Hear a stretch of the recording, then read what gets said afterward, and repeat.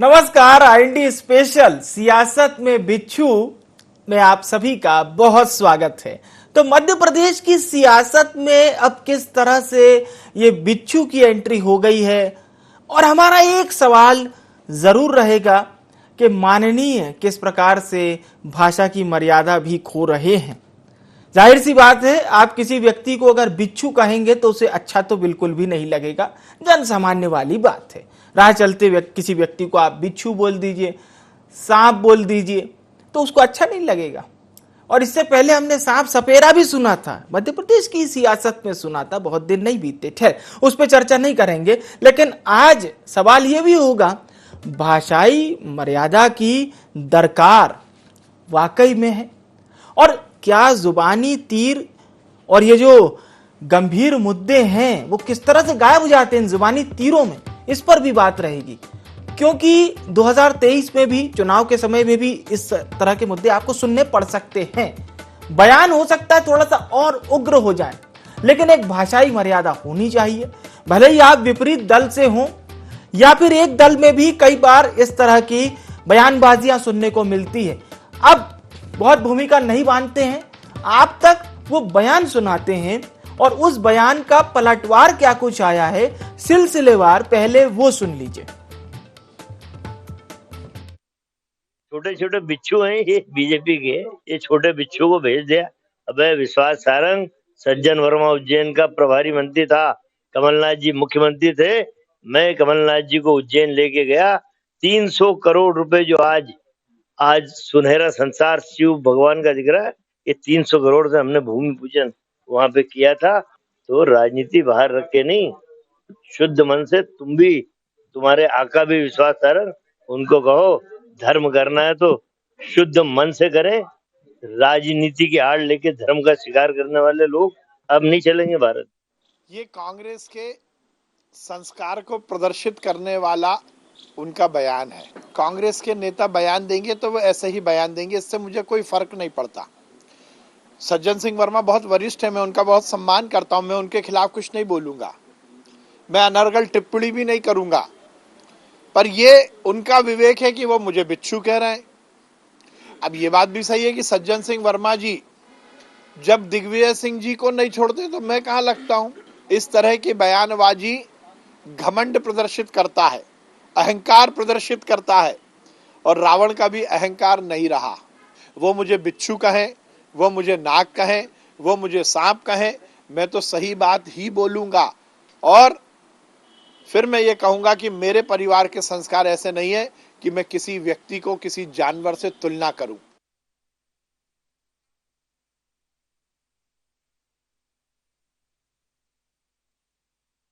की जनता इन दोनों ही नेताओं से बहुत अच्छी तरह से वाकिफ है। सज्जन सिंह वर्मा जो कि कमलनाथ सरकार में पीडब्ल्यूडी मंत्री रह चुके हैं, बहुत महत्वपूर्ण विभाग भी थे उनके पास, और चिकित्सा शिक्षा मंत्री हैं विश्वास सारंग। खैर, अब हम चर्चा शुरू करते हैं। दो खास मेहमान जुड़ चुके हैं। राम पांडे जी जुड़ चुके हैं, प्रदेश प्रवक्ता है मध्य प्रदेश कांग्रेस के, बहुत स्वागत है। प्रहलाद कुशवाहा जी जुड़ चुके हैं हमारे साथ, प्रदेश प्रवक्ता है भारतीय जनता पार्टी के, और जल्द ही हमारे साथ देवदत्त दुबे जी भी जुड़ेंगे, मध्य प्रदेश के वरिष्ठ पत्रकार। मैं चर्चा की शुरुआत प्रहलाद कुशवाहा जी आपसे करना चाहूंगा, और पहले तो मुझे केवल ये बताइए सर, क्योंकि ये कार्यक्रम हमने सिर्फ जनता के लिए और जनता को बताने के लिए ही लिया है कि क्या नेताओं को भी कुछ भाषाई मर्यादा रखनी चाहिए कि नहीं, या इसे केवल हम हास परिहास ही कहें। और कमोबेश यही सवाल मेरा राम पांडे जी से भी होगा। पहला सवाल प्रहलाद जी आपसे। प्रहलाद कुशवाहा जी, चलिए, लगता है मेरी आवाज शायद प्रहलाद जी तक नहीं पहुंच पा रही है। राम पांडे जी, आपने सवाल सुना है, आप जवाब दे सकते हैं सर जी। और जो हम स्टेटमेंट देते हैं तो स्टेटमेंट बराबरी का होना चाहिए। जो एक हर लीडर का एक अपना लेवल होता है, तो जो पब्लिक स्टेटमेंट होता है वो बराबर के नेता बोलते हैं तो अच्छा है। और भारतीय जनता पार्टी का तो कोई भी नेता कुछ भी बोल देता है जी। जैसा कि अभी स्मृति ईरानी जी ने कहा था, कांग्रेस की भारत जोड़ो यात्रा शुरू हुई थी, आदरणीय राहुल गांधी जी ने विवेकानंद जी को प्रणाम करके अपनी यात्रा शुरू की थी, विवेकानंद जी के दर्शन करने गए थे और उसके बाद स्मृति ईरानी ने लगभग उनको गाली देकर कहा निर्लज्जता, और बहुत बड़ा बुरा उनको राहुल गांधी को स्मृति ईरानी ने कहा। और उसके बाद ना ही स्मृति ईरानी ने माफी मांगी, ना ही भारतीय जनता पार्टी ने माफी मांगी और ना ही विश्वास सारंग जी ने कुछ इसके बारे में कहा। तो मर्यादा तो होना चाहिए, लेकिन भारतीय जनता पार्टी ने जो शब्दों की मर्यादा है वो पूरी तरह से खत्म कर दी है। मतलब राजनीति में एक वैचारिक लड़ाई होती थी, विचार की लड़ाई होती थी।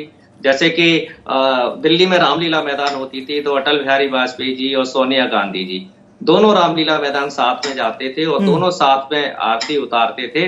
न ही अटल जी सोनिया जी के बारे में अपशब्द बोलते थे, न ही सोनिया जी अटल जी के बारे में अपशब्द बोलती थी। ये 2014 तक चला कि भाषा की मर्यादा दोनों पार्टियों की तरफ से रखी गई। लेकिन 2014 के बाद जब से भारतीय जनता पार्टी पर दो लोगों का कब्जा हुआ तो वो तब से भाषा की मर्यादा एकदम टूट गई है। फिर क्या होता है, जवाब देना जरूरी होता है। भाई जवाब, विश्वास सारंग की भाषा आप सुनते ही है, हमेशा वो तो अपशब्दों का इस्तेमाल करते ही। अभी भी उन्होंने कहा कि मेरे पारिवारिक संस्कार ऐसे नहीं है। अब वो पता नहीं किस परिवार की बात कर रहे हैं, क्योंकि वो तो परिवारवाद के नाम पर 24 घंटे कांग्रेस पार्टी को कोसते हैं। और जब ये विश्वास सारंग जी अपना नाम लिखते हैं तो विश्वास सारंग लिखते हैं, पिता के सामने कैलाश सारंग लिखते हैं।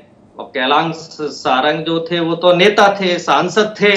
तो जब ये कैलाश सारंग के पुत्र हैं तो फिर ये परिवारवाद का विरोध क्यों करते हैं? और नहीं है तो फिर कौन इनके पिता है? तो कहने का मतलब है जो आप बात बोलते हैं उसमें कुछ तो सच्चाई होनी चाहिए जी। परिवारवाद पर आप 24 घंटे सोचते हैं और आप स्वयं परिवारवादी हैं। ऐसे एक नहीं कई तरह की हैं। लव जिहाद पर ये बोलते हैं, लेकिन मुख्तार अब्बास नकवी और शहनाबाज हुसैन दोनों ने हिंदू लड़कियों से शादी की है, उसके बारे में ये भारतीय जनता पार्टी वाले चुप हो जाते हैं। तो एक नहीं कई बार ये गिरगिट की तरह रंग बदलते हैं जी।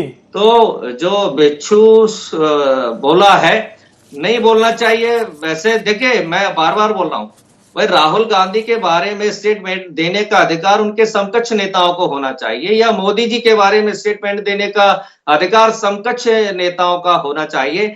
और ये स्टेटमेंट देते उसके बाद पैर पड़ते हैं। देखिए विश्वास सारंग जी को, ये दिग्विजय सिंह जी के पैर पड़ रहे हैं, आपको तस्वीर दिखाई दे रही हो तो मतलब मुझे कुछ बोलते कुछ है, पीछे से जाके ये हमारे नेताओं के पैर पड़ते हैं। आप इसको अपने फेस के सामने लाएंगे तब मुझे तस्वीर दिखेगी। आप अपने फेस के सामने लाइए इसको।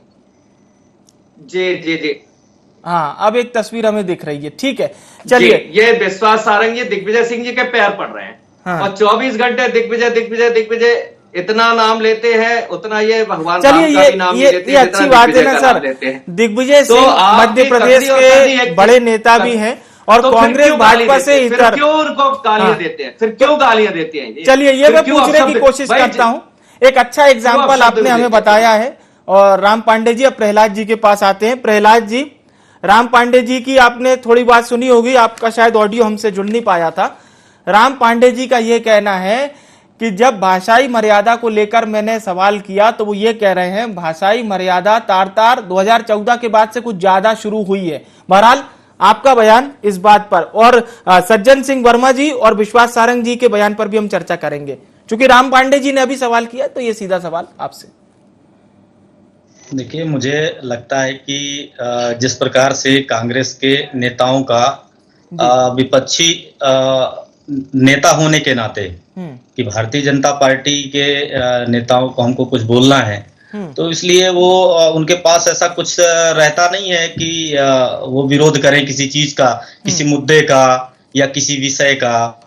तो जब उनके पास कुछ रहता नहीं है तो ये अमर्यादित भाषा भारतीय जनता पार्टी के नेताओं के लिए बस बोलते हैं, ऐसा नहीं है। ये अपने नेताओं के लिए भी ऐसे शब्दों का सज्जन सिंह वर्मा जी प्रयोग करते हैं। सज्जन सिंह वर्मा जी हों या फिर उमंग सिंघार जी हों या इनके अलग अलग नेता हों, जो चाहे वो दिग्विजय सिंह जी के लिए हो, चाहे कमलनाथ जी के लिए हो, जिस प्रकार से ये आपस में एक देखिए इनका कल्चर है, और जब ये कल्चर कई बार आपसी पार्टी के अंदर होता है, आपके संगठन के अंदर होता है, तो ये फिर सार्वजनिक भी हो जाता है। और मुझे ऐसा लगता है कि अभी माननीय राम पांडे जी अभी एक तस्वीर दिखा रहे थे कि वो दिग्विजय सिंह जी के पैर छूते हैं, तो मुझे लग रहा है कि आपको याद होगा कि जब आप 15 महीने की सरकार में थे तो दिग्विजय सिंह जी अपने पुत्र को लेकर मुझे लगता है कि एक शिवराज जी से भेंट हुई थी, तो शिवराज जी को लेकर दिग्विजय सिंह जी ने अपने बेटे को कहा था, जो विधायक भी हैं, कि अब पैर छुओ, तो उन्हें पैर छुए थे। तो इसका मतलब मुझे लगता है कि इस तरह के एक शिष्टाचार को, इस तरह की बातों को लेकर मुझे लगता है कि कहीं ना कहीं अपनी मर्यादा भंग नहीं करनी चाहिए। बयानबाजी ठीक है, विरोध ठीक है, लेकिन मुझे लगता है कि जब आप किसी नेता के लिए आप छोटे शब्दों का प्रयोग करते हैं तो आप उसी दिन छोटे हो जाते हैं, और आपकी एक बात को जनता भी देखती है, विपक्ष भी देखता है, और आपके स्वयं अपनी पार्टी के नेता भी छोटे चाहे जिस स्तर पे कार्यकर्ता हो, जो जिलों स्तर पे काम करते हैं, वो भी आपके शब्दों का अनुसरण करते हैं, और आने वाले समय में अपने शब्दों का प्रयोग वो भी करते हैं। मुझे लगता है कि कांग्रेस पार्टी का तो बहुत लंबा इतिहास अगर निकाला जाएगा तो माननीय जो वर्तमान अपने प्रधानमंत्री हैं माननीय मोदी जी, उनके लिए क्या क्या शब्दों का प्रयोग नहीं कहा है, वो सभी मीडिया के भी संज्ञान में है और इस देश के संज्ञान में भी है। तो मुझे लगता है कि इससे जितना आप शब्दों का प्रयोग जिस प्रकार करोगे तो जनता भी आपके लिए वैसा ही मानस बनाती है कि आपने कितनी हल्की बात करी है और किस तरह से आपका चरित्र क्या है और सार्वजनिक जीवन में, और आप किस चरित्र का परिपालन कर रहे हैं। ठीक है, मैं आप दोनों के पास लौटूंगा। पांडे जी, कुशवाहा जी, देवदत्त दुबे साहब का रुख करते हैं। देवदत्त जी, आपने अभी राम पांडे जी को भी सुना, प्रहलाद कुशवाहा जी को भी सुना, लेकिन मेरा सवाल केवल और केवल यही रहेगा सर कि क्या वाकई में माननीयों को भी कुछ दरकार होनी चाहिए, एटलीस्ट भाषाई मर्यादा की। आपकी विपक्षी पार्टी के नेता हुए तो क्या हुआ, मध्य प्रदेश में हर नेता का अपना रुतबा होता है, और परस्पर अगर संवाद करना है तो सर कहीं ना कहीं हमें फिर थोड़ा सा पीछे जाना पड़ेगा, और वो संवाद की परिपाटी भी देखनी होगी जो राम मनोहर लोहिया और पंडित जवाहरलाल नेहरू के बीच इस संसद भवन में लोगों ने देखी सुनी होगी। देखिए, पिछले कुछ वर्षों में राजनीति में जो गिरावट आई और बयानों के माध्यम से सस्ती लोकप्रियता हासिल करने का जो दौर चला हुआ, किसी को भी कुछ भी कहना और सुर्खियां बटोरना, उसके कारण ये चलन बढ़ा है। लेकिन अभी कोर्ट का बहुत अच्छा फैसला आया जिसमें आजम खान को इस संबंध में सजा हुई है जी। मुझे लगता है कि इस तरह की मर्यादा के उल्लंघन के लिए अब इसी तरह के कानून की जरूरत है कि आप तथ्यों पे, तर्कों पे आधारित बात करो, व्यक्तिगत टिप्पणियां नहीं होनी चाहिए और व्यक्तिगत लांछन नहीं होने चाहिए, क्योंकि आप राजनेता हैं, आप नेतृत्व हैं, आप करते हैं, आपको देखकर लोग सीखते हैं, तो आपको तो मर्यादा बहुत ज्यादा जरूरी है। जिस तरह की बड़बोलापन हर दल में है, वो वैसे नेता जो केवल उनको यदि सुबह से कोई बयान ना दे तो लगता है उनका खाना नहीं पचेगा। ऐसे आप गिन लो, आपको नाम पता चल जाएंगे, हर दल में 2-4 नेता ऐसे हैं। और इसी तरह के बयान जब देते थे भड़काओ, तो भी लगता था कि कई बार ऐसी स्थितियां बिगड़ेंगी। लेकिन अभी ये कोर्ट का फैसला बहुत अच्छा आया है, इस दिशा में मुझे लगता है कि अब सुधार होगा, और इसमें और सरकारों को भी कानून बनाना चाहिए और दलों को भी अपने अंदर अनुशासनहीनता, एक नैतिकता का पाठ अपने लोगों को पढ़ाना चाहिए कि एक मर्यादा की, भाषा की मर्यादा हो, शब्दों में कोई सीमा हो, एक कुछ भी किसी को कहना। और कई बार तो मैं देखता हूं कि कोई भी छोटभैया नेता किसी ऐसे तपस्वी नेता पर टिप्पणी कर देगा जो वर्षों से संघर्ष कर रहा है, तो ऐसे बहुत सारे प्रकरण देखने में आते हैं। तो मुझे लगता है कि अब वो दौर आ गया है कि जब इस पे लगाम लगना चाहिए, क्योंकि नई पीढ़ी इन बातों को नहीं सुनना चाहती, वो केवल काम की बात सुनना चाहती, उसके पास इतनी फुर्सत नहीं है कि आप ये सब सुन सकें।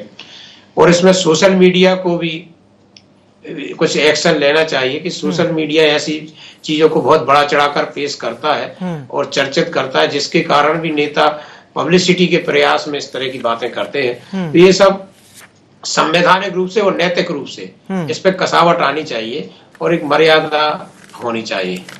बिल्कुल, ये बहुत अच्छी बात आपने कही कि कसावट भी आनी चाहिए और एक मर्यादा नेताओं को भी परस्पर रखनी चाहिए। बिल्कुल, दुबे साहब हमारे साथ बने रहिएगा। राम पांडे जी का, प्रहलाद कुशवाहा जी का एक बार फिर से रुख करते हैं। राम पांडे जी, देवदत्त जी भी, देखिए इस बात को तो सबको ही स्वीकार करते हैं कि राजनीतिक प्रतिद्वंदिता एक अलग होती है, आप लोग अलग अलग विचारधारा के होते हैं। कांग्रेस पार्टी की अलग विचारधारा है, भाजपा की अलग है, सपा की अलग है, बसपा की अलग है, खैर उसमें नहीं हम जाना चाहेंगे, लेकिन एक परस्पर सर संवाद तो वैसा होना चाहिए। जैसे शिवराज जी दिग्विजय सिंह जी के लिए भी जब यूज करते हो तो भाषाई मर्यादा बरकरार रहती है, दोनों नेताओं को पता होता है कि कितना बोलना है, कहां तक बोलना है, आलोचना कितनी करनी है और संवाद कैसा होना चाहिए। तो क्या अन्य नेताओं को भी उससे प्रेरणा नहीं लेनी चाहिए सर? देखिए 70 सालों तक भाषाई मर्यादा थी, 2014 तक थी। 2014 के पहले बीजेपी और कांग्रेस के नेता एक दूसरे के बारे में ऐसे शब्दों का उपयोग नहीं करते थे। मैंने जैसा कि बताया कि रामलीला मैदान में अटल बिहारी वाजपेयी जी और सोनिया गांधी जी भगवान राम की आरती दोनों साथ में उतारते थे।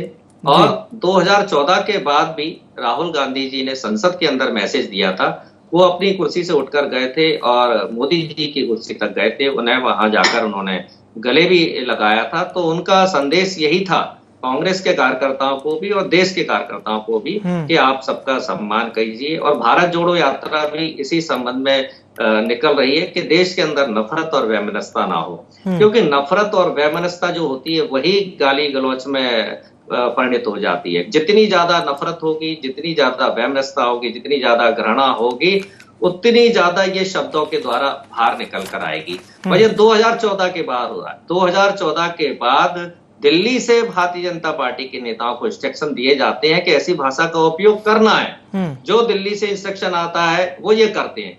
वहां से इंस्ट्रक्शन आता है कि मस्जिद पर नहीं जाना है तो नहीं जाएंगे। वहां से इंस्ट्रक्शन आता है कि मोहन भागवत मस्जिद पर नाक रगड़ के आ गए तो ये सब नाक रगड़ने पहुंच जाएंगे। और ये भी बीजेपी के प्रवक्ता जी ने कुछ कल्चर वल्चर की बात कही थी, तो कल्चर तो देखिए मोदी सरकार आने के बाद 70 सालों तक जो काम नहीं हुआ था वो इन्होंने कर दिया। मोदी सरकार ने मोहन भागवत जी के दबाव में समलैंगिक कानून को मान्यता दे दी।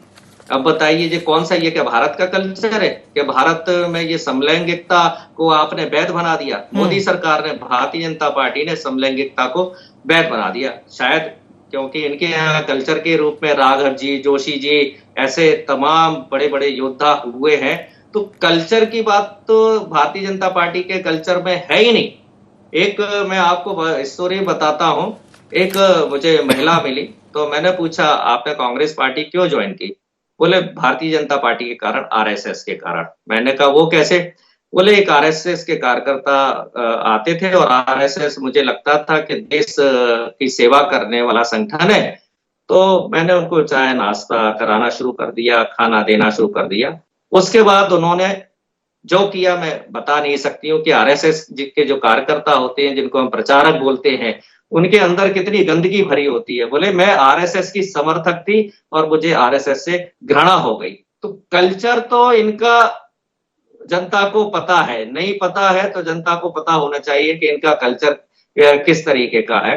तो जो भाषा की अभद्रता है ये 2014 के बाद शुरू हुई है और कल्चर भी इनका जनता के सामने पूरी तरह से आ रहा है। और जहां तक विश्वास सारंग जी की बात है, विश्वास सारंग जी हैं एक और दूसरे वहां रामेश्वर जी हैं, ये तो 24 घंटे अपशब्दों का इस्तेमाल करते हैं। अब आप जैसा बोगे वैसे ही तो काटोगे।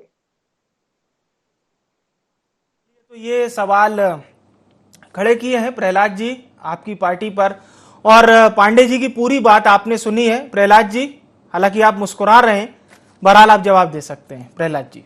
ये मुस्कुरा मैं इसलिए रहा हूं, गंदगी इनके नेता फैलाएं, बदजुबानी इनके नेता करें राम पांडे जी के पार्टी के, और आप प्रश्न चिन्ह हम पे खड़ा करो राम पांडे जी, हंसी तो आएगी।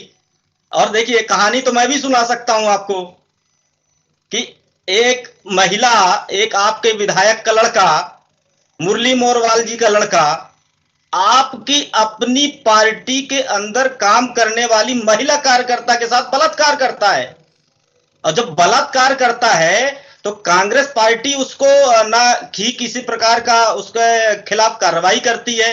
जब कानून कार्रवाई करती है तो आप मुंह छुपाते हो और इसके बाद आपकी है।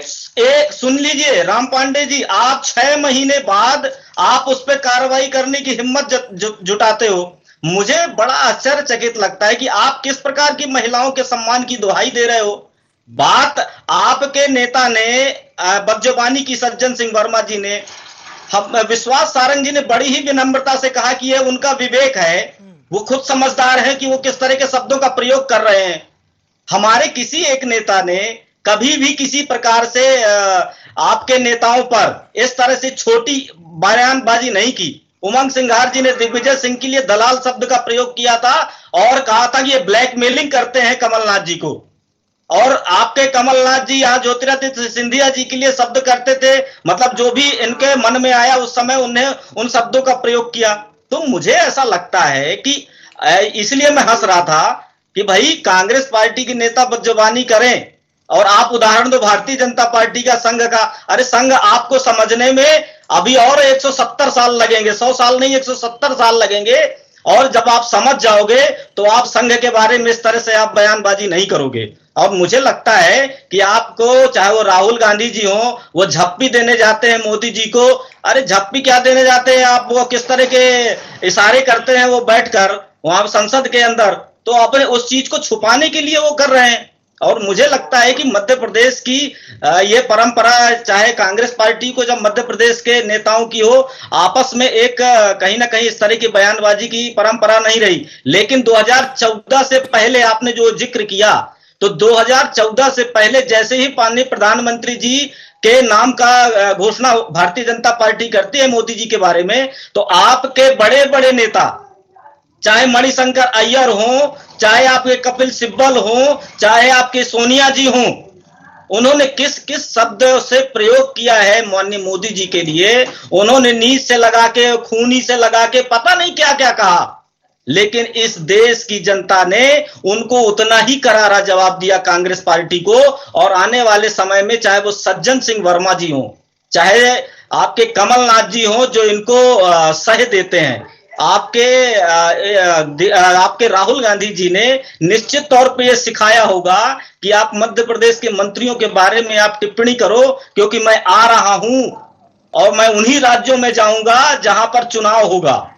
तो मुझे लगता है कि कांग्रेस पार्टी को ये इतनी समझ होनी चाहिए कि हम जिस शब्द का प्रयोग करेंगे, जिस मर्यादा का प्रयोग करेंगे, तो वो आप, जनता भी देख रही है। जनता के लिए हम सब काम करने वाले लोग हैं, जनता के बीच में हम सब लोग रहने वाले लोग हैं। तो हम अपनी ऐसी कोई प्रतिक्रिया ना दें, ऐसे कोई शब्दों का प्रयोग ना करें जिससे जनता आपके लिए भी कोई मानस फिक्स करके बैठ जाए, बना के बैठ जाए। बिल्कुल, मध्य प्रदेश के तमाम सम्मानित प्रवक्ताओं को जरूर देखना चाहिए कि प्रहलाद जी जब बोल रहे थे तो पांडे जी कितने गंभीरता से सुन रहे थे, और जब पांडे जी बोल रहे थे तो कुशवाहा जी कितने अच्छे से सुन रहे थे। बिल्कुल, देवदत्त दुबे साहब का मैं जरूर रुक करना चाहूंगा। सर, आपसे अंतिम प्रतिक्रिया, ताकि इस बहस को भी एक अच्छा मोड़ दीजिए और हमारे प्रवक्ताओं को भी एक अच्छा संदेश दीजिए। देखिए, बोलने के लिए बहुत शब्द हैं और आप दिन भर बोलो, निरर्थक बोलो, उससे कोई ना आपको फायदा होगा, ना समाज को, ना पार्टी को। सार्थक बोलिए, कम बोलिए, उसकी कीमत होती है। मौन अपने यहाँ सबसे ज्यादा प्रभावी माना गया है। लेकिन आपको बोलना है, अपनी बात रखना है, तो सार्थक शब्दों में रखिए। और इतने मुद्दे हैं जिन पे आप बात करिए, सत्ता पक्ष के पास भी है, विपक्ष के पास है, तो इससे नेता की भी छवि सुधरेगी, पार्टी की भी, समाज की, और नई पीढ़ी को सीखेगी कि हाँ, ये नेतृत्व जो हमारे कर रहे हैं उनकी भाषा में कितनी मर्यादा है, संयम है, दिशा है। तो जो हम निरर्थक न जाए, क्योंकि ब्रह्मांड में शब्द हमेशा गूंजते रहते हैं। तो आप ऐसे शब्द बोलिए जो लौट के भी आना है हमारे पास, तो वही शब्द बोलें जो जीवन को सार्थकता प्रदान करें। बिल्कुल बिल्कुल। आप सभी सम्मानित जनों का बहुत बहुत धन्यवाद हमारे साथ कार्यक्रम में जुड़ने के लिए। तो भाषाई मर्यादा क्यों लांघते हैं कुछ नेता, और भाषाई मर्यादा लांघने से क्या जनता उनके समक्ष आती है? ऐसा तो हम बिल्कुल नहीं कह सकते। ये वही देश है जिसने संसद की प्राचीर में पंडित जवाहरलाल नेहरू और राम मनोहर लोहिया की उस जबरदस्त बहस का संवाद सुना है। लेकिन भाषाई मर्यादा के साथ ये वही देश है जिसने रामधारी सिंह दिनकर कि कविताओं के माध्यम से आलोचनात्मक भावों से घेरना प्रधानमंत्री, तत्कालीन प्रधानमंत्री पंडित जवाहरलाल नेहरू को जब उन्होंने आलोचनाओं से घेरा था और चीन ने जब हमारा हिस्सा हथिया लिया था तो बड़े ही शालीन अंदाज में उसे प्रधानमंत्री जवाहरलाल नेहरू ने सुना भी था। यानी प्रतिस्पर्धा, परस्पर संवाद किस तरह से होना चाहिए, अतीत में जाइए बहुत कुछ मिलेगा। इस पेशकश में इतना ही। मुझे यानी विवेक को दीजिए इजाजत। नमस्कार।